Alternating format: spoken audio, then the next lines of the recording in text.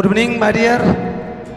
तो मैं एक बार याद दिला दूं कि आज फिर हम आप लोगों के बीच वही 10th एसएसटी लेकर आए हैं। और 10th एसएसटी के पिछले क्लास में हमने 10th में जो एसएसटी के अंतर्गत 4 बुकें हैं, एक आपदा भी है जो ज्योग्राफी के अंतर्गत ही है, उन चारों बुकें के विषय में मैंने विस्तार पूर्वक व्याख्या किए थे और हमने बताए थे कि 4 बुक में से किस बुक में से कितने अंक का बोर्ड में पूछा जाता है, कितने प्रैक्टिकल होती है। चारों पर मैंने डिटेल से आपको जानकारी दिए थे और आज हम उन विषय पर चर्चा करने जा रहे हैं जो पिछले क्लास में तय हुआ था कि किस चारों बुक में से कौन सा बुक पढ़ाया जाए। तो मैं आपको याद दिला दूं कि आप लोग ही उसमें से चारों बुक में से एक बुक जो इतिहास है उसको सबसे पहले पढ़ाने का निर्णय लिए थे। तो मैं बता दूं आप लोग को फिर से एक बार, हमने बोले थे कि चारों बुक में से पहला बुक जो शुरू करेंगे उसमें से 3 चैप्टर पढ़ाएंगे, फिर नेक्स्ट बुक जो लेंगे उसका भी 3 चैप्टर, और दूसरा राउंड में पूरी तरह से कंप्लीट करते जाएंगे।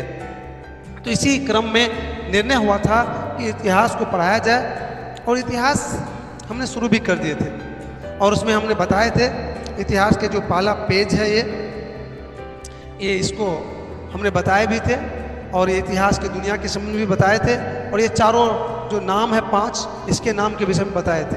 हमने बताए थे कि ये राजा राम मोहन राय है, ये कार्ल मार्क्स है, ये लेनिन है, ये बिस्मार्क है और ये हमारे देश के राष्ट्रपिता, भारत के राष्ट्रपिता महात्मा गांधी हैं। जी हाँ, तो इस पर चर्चा करने के बाद हमने इकाई 1 शुरू भी कर दिए थे। जी, इकाई 1। तो आज हम इकाई 1 पर ही चर्चा करेंगे।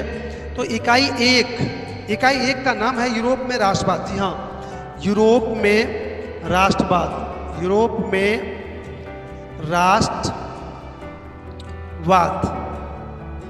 मैं बता दूं इस पर पूरी तरह से चर्चा मैंने कर चुका हूं, इसलिए इस पर ज़्यादा टाइम नहीं देंगे, सिर्फ आपको रिमाइंड करवाएंगे कि क्या है नहीं है यूरोप में राष्ट्रवाद। तो यूरोप पहले मैं चर्चा कर दूं कि यूरोप एक महादेश का नाम है जिसको पश्चिमी महादेश के नाम से भी जाना जाता है। यह एक विकसित महादेश हैं और आज भी हैं।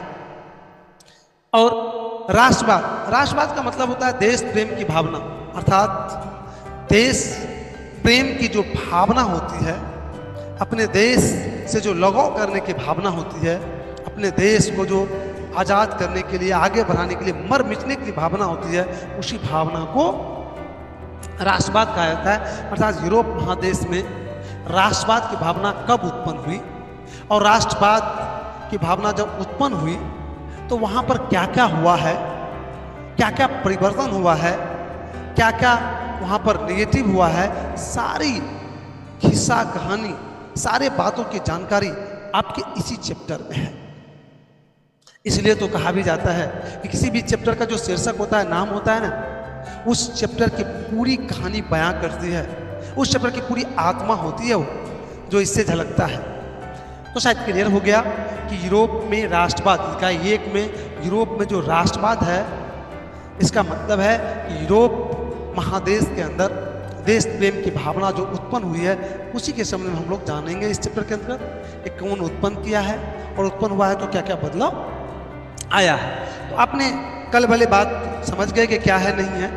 अब मैं थोड़ा सा आगे बढ़ता हूँ और आगे बढ़ने के क्रम में मैं एक चीज़ और जानकारी दे दूँ कि जब हम कोई चैप्टर शुरू करते हैं, जी हाँ, जब हम कोई चैप्टर शुरू करते हैं तो उस चैप्टर में जितने भी चीज़ पढ़ना होता है उसको टॉपिक बाय टॉपिक मैं अलग अलग करके लिख लेता हूँ या बच्चे को भी लिखवा देता हूँ। फिर एक एक करके इसी तरह से बोर्ड पर लाते हैं, फिर उस पर पूरी तरह से डिटेल से हम चर्चा करते हैं और फिर आपके कॉपी में नोट करवाते हैं। तो आज इस चैप्टर के जो इम्पोर्टेंट चीज़ है, जो टॉपिक है, उसको मैं सजा रहा हूँ और आप लोग भी मेरे साथ ही देखिए। उसका नाम हम रखते हैं इम्पोर्टेंट पॉइंट, अर्थात महत्वपूर्ण बिंदु जिस पर हमको चर्चा करना है, जिसको इस चैप्टर में पढ़ना है, जो हमें पढ़ने के लिए दिया गया है, वही पॉइंट हम लिखने जा रहे हैं। आप लोग भी ऊपर में लिख लीजिए इम्पोर्टेंट पॉइंट, इम्पोर्टेंट पॉइंट्स। ये आपकी बता दूं, यही शुरू करेंगे आज। अर्थात इस चैप्टर में हमको जो पढ़ाना है, जो पढ़ना है आपको, जो आपके सिलेबस में है, वो हम सारे चीज़ इसमें पहले पॉइंट आउट कर लेते हैं। तो चलिए आप लोग लिखिए, यहाँ से शुरू कीजिए। सबसे पहले तो 1 नंबर में हम वही लिखेंगे जो राष्ट्रवाद। कि राष्ट्रवाद क्या है, राष्ट्रवाद का परिभाषा परिचय जी। 1 नंबर में लिखिए, राष्ट्रवाद का परिभाषा परिचय अर्थ जी। उसके बाद अर्थात राष्ट्रवाद के संबंध में जो कुछ पूछे, राष्ट्रवाद का परिभाषा पूछे, परिचय पूछे, अर्थ पूछे, जो भी पूछे तो वो उसका यही होगा। उसके बाद है यूरोप में राष्ट्रवादी भावना फैलाने में नेपोलियन बोनापार्ट का योगदान जी। दूसरा में लिखिए, यूरोप में राष्ट्रवादी भावना फैलाने में महात्मा गांधी का, नेपोलियन बोनापार्ट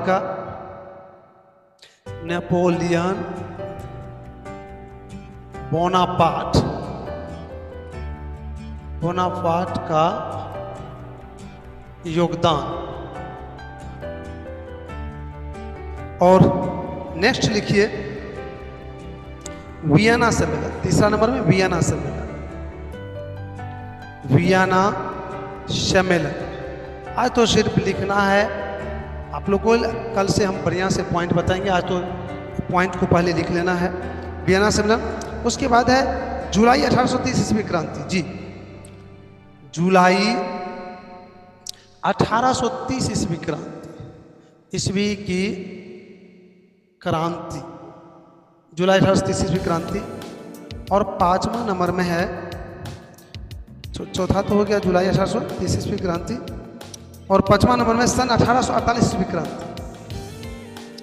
सन 1848 ईस्वी की क्रांति। आप लोग भी मेरे ही साथ लिखते चलिए। 6ठे नंबर में है इटली का एकीकरण। इटली का एकीकरण। और 7वां नंबर में है इटली के एकीकरण में, इटली के एकीकरण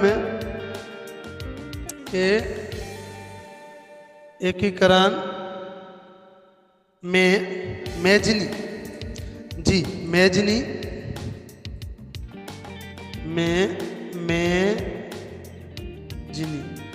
मेजनी जगह है नीचे में ही लिख देते हैं। मेजनी काउंट काबूर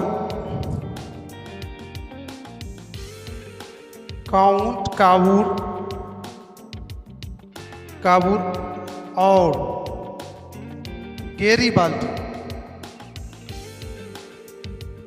गेरीबाल्डी का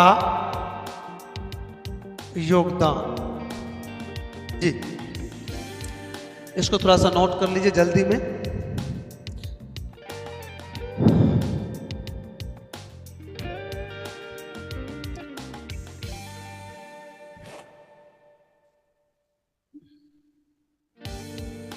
वैसे तो रहेगा ही बोर्ड पर ना।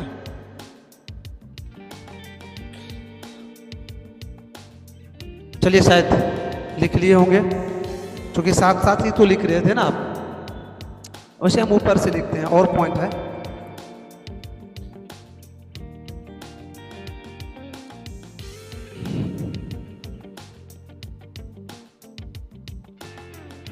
और 8वां नंबर में होगा, बस पॉइंट तक है। उसके बाद तो फिर हम लोग 8वां नंबर में है जर्मनी का एकीकरण। जर्मनी का एकीकरण। और 9वां नंबर में है जर्मनी के एकीकरण में बिस्मार्क का भूमिका। जर्मनी के एकीकरण में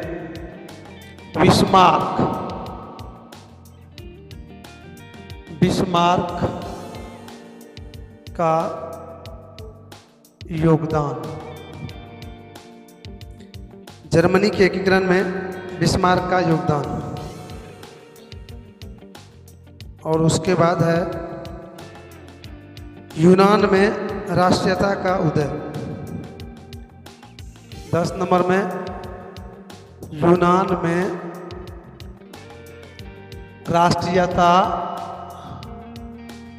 का उदय। हो गया होगा नीचे वाले भी है अभी टाइम। 11 नंबर में यूनान में राष्ट्रीयता का हो गया। उसके बाद है 11 नंबर में जर्मनी के एकीकरण की बाधाएं। जर्मनी की एकीकरण की बाधाएं। उसके बाद 12 नंबर में है मेटरनिख युग। जी हाँ, ऑस्ट्रिया के चांसलर थे मेटरनिख युग। और 13 नंबर में है इटली जर्मनी के एकीकरण में ऑस्ट्रिया की भूमिका। जी, इटली जर्मनी के एकीकरण में ऑस्ट्रिया की भूमिका। इटली जर्मनी के एकीकरण में ऑस्ट्रिया की भूमिका।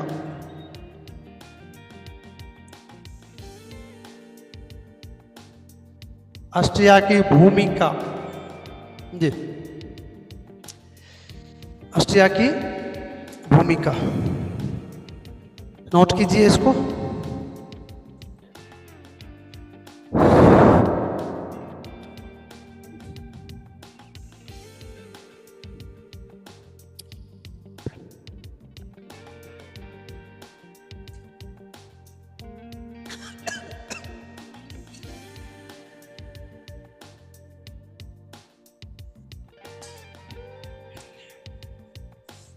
ये ऊपर से मिटा देते हैं। 13 हो गया।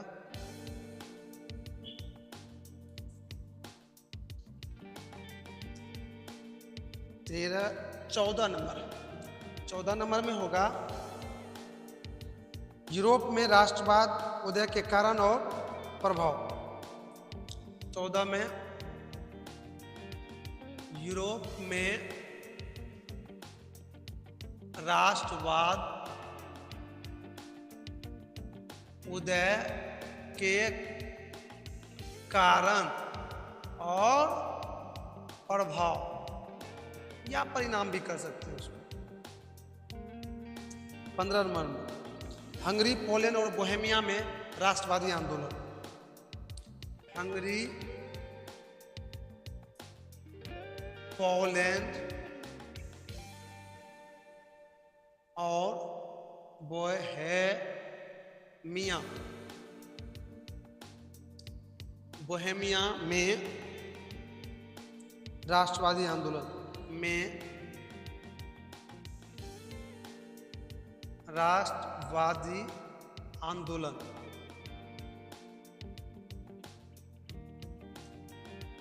और उसके बाद 16 में होगा वही जो लिखते हैं आप लोग सबसे लास्ट में, प्रमुख स्मरणीय तत्व। मैं बता दूं प्रमुख स्मरणीय तत्व में क्या लिखाते हैं। ये सभी में होगा प्रमुख स्मरणीय तत्व, ये सब चैप्टर के अंत में होगा। ये प्रमुख स्मरणीय तत्व में हम लिखाते हैं कि उस चैप्टर में जितना महत्वपूर्ण ऑब्जेक्टिव होता है उसको हम नोट करवाते हैं। और ये 2-3 दृष्टि से है। पहला तो बोर्ड में भी 50% ऑब्जेक्टिव पूछा जाता है तो अगर इस चैप्टर से पूछेंगे तो जो प्रमुख अश्व तत्व में लिखाएंगे उसी से रहना चाहिए, रहता भी है। और दूसरा कंपटीशन की दृष्टि से अगर इस चैप्टर से कंपटीशन में पूछता है तो शायद प्रमुख अश्व तत्व से बाहर नहीं जाना चाहिए। तो ये 16 पॉइंट हम आपको इस चैप्टर में पढ़ाएंगे जी। तो अब हम लोग इसको तो कलेक्ट कर लिए, पॉइंट आउट कर लिए। अब जाते हैं डायरेक्ट 1 नंबर पर कि 1 नंबर में जो पॉइंट था उसको हम बीच में लाते हैं, फिर उसके पूरी तरह से एक एक खंड करेंगे, फिर उस पर हम आप लोग को पुनः बताएंगे और फिर आगे बढ़ेंगे। तो सबसे पहले हम लोग देखते हैं इसी को। तो पहला पॉइंट जो था उसको आप लोग भी कॉपी के बीच में मेरे ही साथ लिखिए। पहला पॉइंट का नाम है यूरोप में राष्ट्रवाद का परिचय, परिभाषा, अर्थ। जी, यूरोप में राष्ट्रवाद का परिचय, परिभाषा, अर्थ लिखिए बीच में। अर्थात राष्ट्रवाद का परिभाषा, परिचय, अर्थ लिखना है। राष्ट्रवाद का परिचय, अर्थ, परिभाषा।